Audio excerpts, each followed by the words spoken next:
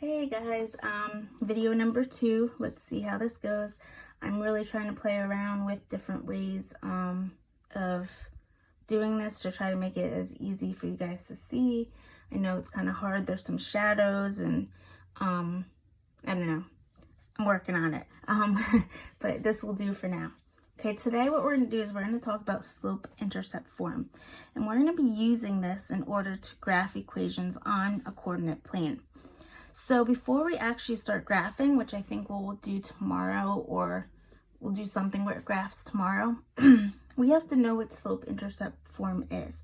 Now, slope-intercept form is a way to write an equation, okay, but it follows a specific way, okay? So this is the slope-intercept form, okay? So you have y equals mx, m is your slope, and then plus b, b is the y-intercept. So it'll be positive b if it's like positive 2. It'll be a minus b if you have a negative number. Okay, the y-intercept is where the line crosses on the y-axis, the point at which it crosses the y-axis. And then our slope is how we move along that line to find other points.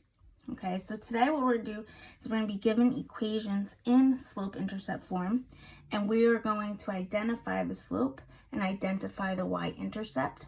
Okay, we're going to do some together, and then you guys are going to work on an eddy elastic assignment where you're going to identify the slope and y-intercept of different equations just to practice getting used to identifying the parts of an equation. Okay, because you need to know that for when we start graphing. So let's go down here. First one says y equals 4x plus 2. Okay, so they want us to find the slope and the y-intercept. Okay, if you look up here, okay, slope is m and it's in front of x. So our slope is the number that's with the x. Okay, so down here our slope would be 4. Okay, the y-intercept is what comes after the x. It's the constant. It's what is all by itself, okay? And a number all by itself, a constant. So if you look here, this plus 2 is all by itself, okay? That will be our y-intercept, positive 2. All right, let's look at the next one, okay? Slope is the number that's in front of the x, so 1/2. So our slope is actually a fraction, 1/2. Okay, our y-intercept is the constant that comes after it, the plain number, 1. If it's a positive, we just write 1. We don't have to put plus 1. Okay, we know that this is positive, so I don't have to write the plus sign. Okay, the next one, negative 3x minus 4. Negative 3 is in front of the x. That's our slope. The minus 4 is the y-intercept. And we have to put the minus because that tells us it's negative. All right, the next one, y equals 3/4x minus 2. 3/4 is in front of the x. That is our slope, the whole fraction. The y-intercept is the constant that comes after, the minus 2. Okay, so minus 2, negative 2 is our y-intercept. Okay, I'm going to go over a few more examples with you, and then we'll be done with the notes. Okay, number 5, slope is what's in front of x. That would be the 4. Okay, the y-intercept is the constant that would come after. There's nothing here, nothing. So our y-intercept is 0. Okay, number 6, the slope y equals x. There's no number in front of the x. Okay, but if there's no number, we know that there's only one x written down, so there's really a 1 there. Our slope is 1. Our y-intercept is a constant that comes after. There's nothing there. Again, it would be 0. Okay, number 7 is similar to the last one, negative x. We don't have a number in front of it, but there's one x there, so it's a negative 1. So our slope would be negative 1.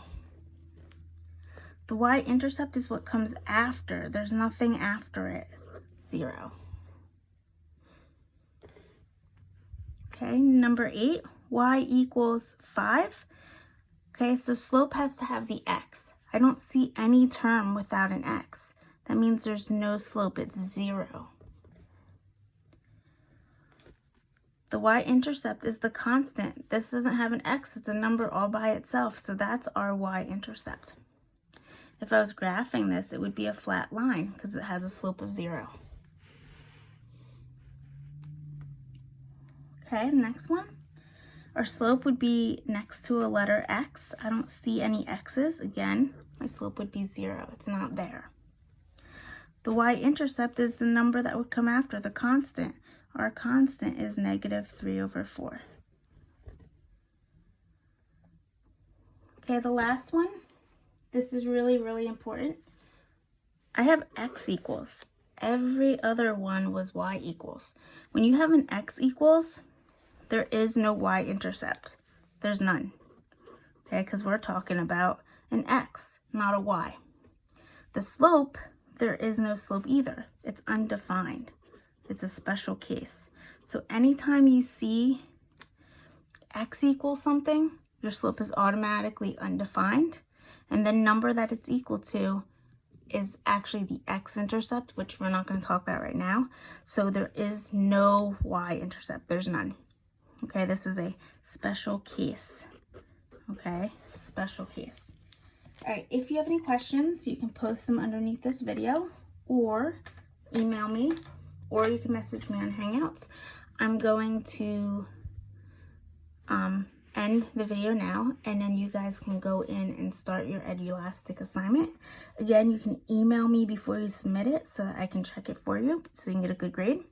If you do not do well and you want to fix your problems that were wrong, let me know and I will send it back to you and you can correct the ones that you got wrong. If you have any questions, again, reach out to me. Other than that, I'll see you guys tomorrow.